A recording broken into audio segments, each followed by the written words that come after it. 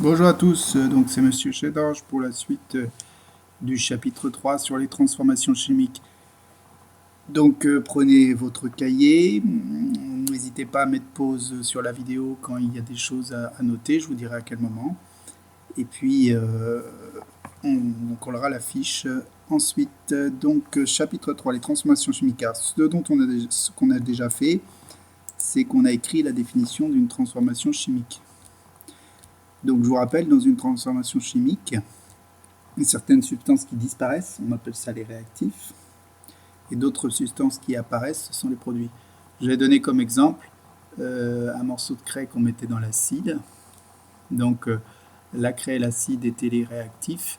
Et on voyait l'apparition d'un gaz, par exemple. Donc le gaz était le produit de la réaction chimique. On a également noté la définition d'une combustion. Donc une combustion, c'est une transformation chimique particulière, donc qui nécessite un combustible, donc une matière qui va brûler, un comburant, donc toujours le même, le dioxygène de l'air, et une source de chaleur pour lancer la réaction chimique. Au programme de quatrième, la combustion à étudier en premier, c'est bien sûr la combustion du carbone. Donc dans quels objets ou matériaux on peut trouver du carbone? Donc des atomes de carbone, C. On peut le trouver bien sûr dans les morceaux de fusain, qui est une grosse mine de crayon à papier, qui provient d'un petit arbuste. Donc le fusain contient du carbone, comme le charbon de bois contient aussi du carbone. On trouve du carbone un peu différent dans la fibre de carbone, comme le matériel de sport haut de gamme. Ici, ce vélo est en fibre de carbone, on le voit assez stries noires, donc il est très léger par rapport à un vélo en aluminium. Ça commence à apparaître dans l'automobile, quelques pièces en carbone ici sur cette automobile. Et on peut signaler aussi que le diamant contient des atomes de carbone. Donc pour réaliser la combustion du carbone, donc une expérience que bien sûr qu'on aurait dû faire en classe, mais qu'on ne fera sans doute pas, je vous la montre ici en vidéo. Donc c'est parti, je vais commenter la vidéo de la combustion du carbone. Alors, ici ils ont rempli un flacon d'eau à ras-bord. Ils vont utiliser bien sûr la technique bien connue du déplacement d'eau pour remplir le flacon de dioxygène pur. Voilà, donc ils ouvrent la bouteille de dioxygène et le flacon se remplit par la méthode de déplacement d'eau de dioxygène pur. Donc ici, 100% O2 dans le flacon. Et oui, on sait que c'est le dioxygène qui est le gaz qui permet les combustions. La technique de déplacement d'eau est terminée. Il récupère son flacon rempli de dioxygène. Voilà. Donc ça, c'est les expériences qu'on aurait dû faire en classe. Malheureusement, je crains que ça ne soit pas pour cette année. Ensuite, donc il prend son petit morceau de carbone, ici sous forme de fusain. Donc bien sûr, on ne va pas pouvoir le mettre tout de suite, puisqu'il faut aussi une petite source de chaleur. Donc là, la petite source de chaleur qui va permettre de lancer la réaction de combustion, c'est qu'il va prendre son briquet pour rendre le petit morceau de carbone fusain incandescent.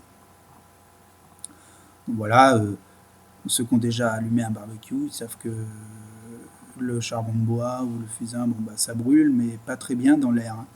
On va voir que ça brûle beaucoup mieux dans le dioxygène. Voilà, immédiatement, dès qu'il a mis son morceau de carbone dans le dioxygène, la combustion est rapide, vive,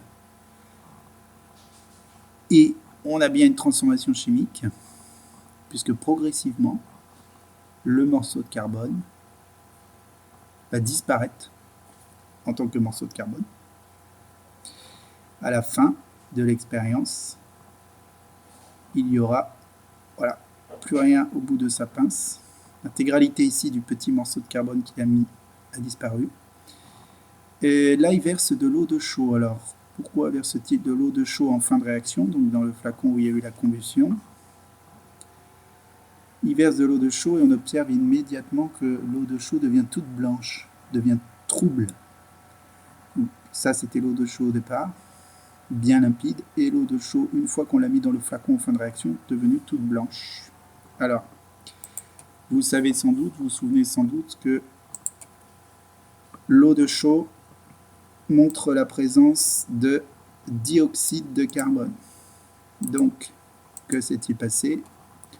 Le carbone ici réagit, symbolisé ici par un plus, avec le dioxygène pour donner, c'est la flèche, un gaz incolore, le dioxyde de carbone, que l'on a mis en évidence grâce à l'eau de chaux. Donc bien sûr, vous avez pris votre feuille. Alors si vous n'avez plus d'encre, vous recopiez directement sur le cahier, c'est pas très long si vous n'avez plus d'encre dans votre imprimante. Bon, sinon, vous pouvez compléter la feuille comme je vais faire ici. Donc, on va écrire le bilan ou l'équation bilan de la combustion de carbone. Donc ici, elle est écrite en toutes lettres. D'accord?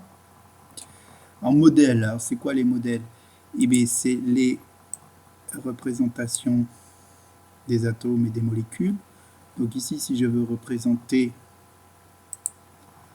l'atome de carbone, on le représente bien sûr par une sphère noire, souvenez-vous.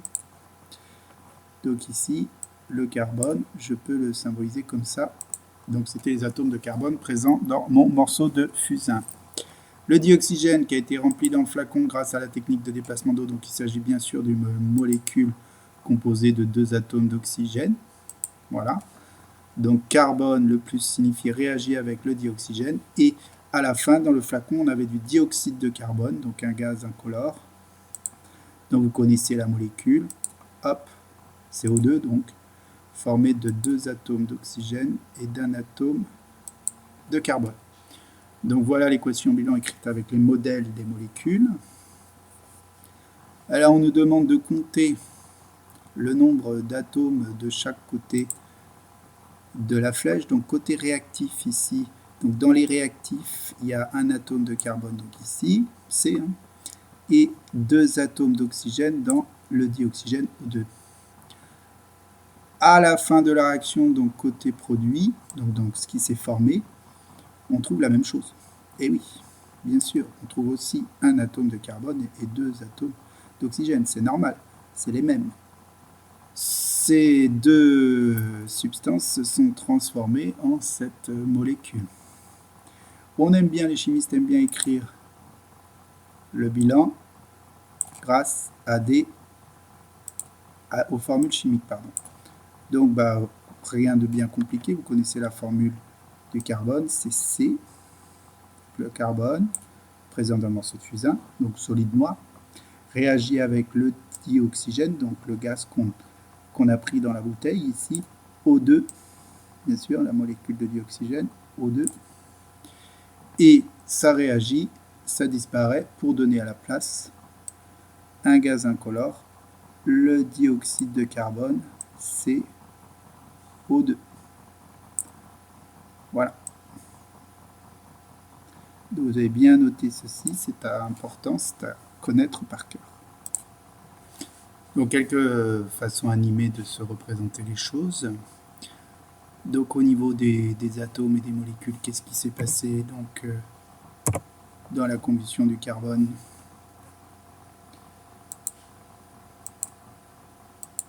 Donc C plus CO2 donne CO2. Donc ici on avait notre morceau de fusain hein, composé d'atomes de carbone.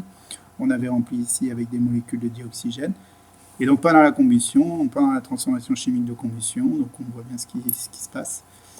C plus O2 donne CO2. Okay. On a conservation du nombre d'atomes, il n'y a pas d'atomes qui disparaissent. Et bien sûr, ce sont des nouvelles molécules qui sont créées. Alors ça s'arrête quand? Ça s'arrête soit quand il manque du carbone ou quand il manque du dioxygène. Okay. Et là, autre façon de voir les choses, là on peut imaginer que c'est un barbecue. Donc là, on a notre charbon de bois ici formé d'atomes de carbone qui est en train de brûler.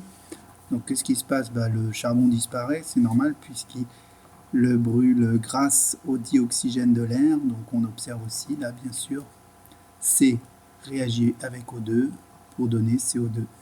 D'accord? Donc ici aussi on a une illustration de la combustion du carbone. Et enfin, dernière chose pour aujourd'hui, donc vous allez compléter aussi ici qu'au cours d'une transformation chimique, la masse des réactifs qui disparut est toujours égale à la masse des produits formés, car le nombre d'atomes de chaque type reste le même. Ici, on voit que par exemple, les atomes disparus dans les réactifs, ça va être un atome de carbone et 2 atomes d'oxygène, que je vais bien sûr retrouver dans les produits. Donc c'est tout à fait logique que la masse ne change pas. Une application numérique à ce genre de travail, donc c'est pas la peine de l'écrire dans votre cours, on va la regarder ensemble.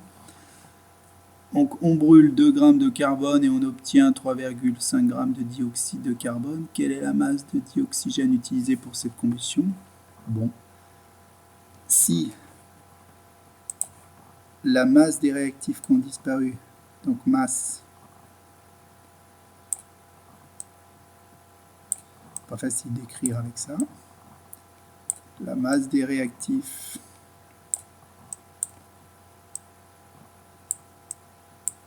va être toujours égale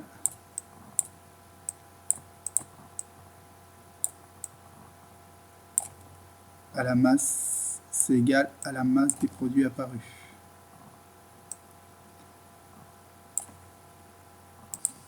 Donc je reprends la correction en ayant pris un autre stylo, c'est un peu mieux. Donc on a la masse des réactifs disparus égale à la masse du produit formé. Donc ici la masse des réactifs, c'était la masse du carbone qui a disparu plus la masse du dioxygène qui a été utilisée. C'est forcément égal à la masse du dioxyde de carbone qu'on a formé. Donc dans l'exercice, ils nous disent que 2 grammes de carbone ont été brûlés. La masse du dioxygène, c'est ce qu'on cherche. Et on nous dit qu'on a formé 3,5 grammes de dioxyde de carbone. Donc évidemment, on a utilisé 1,5 grammes de dioxygène. 3,5 moins 2. Donc voilà la conservation de la masse lors d'une réaction chimique qui est liée aussi bien sûr à la conservation des atomes de chaque sorte. Voilà, donc je vous remercie. Notez bien tout ceci dans votre cours et je vous donnerai des exercices pour illustrer cette combustion du carbone. Merci, à bientôt.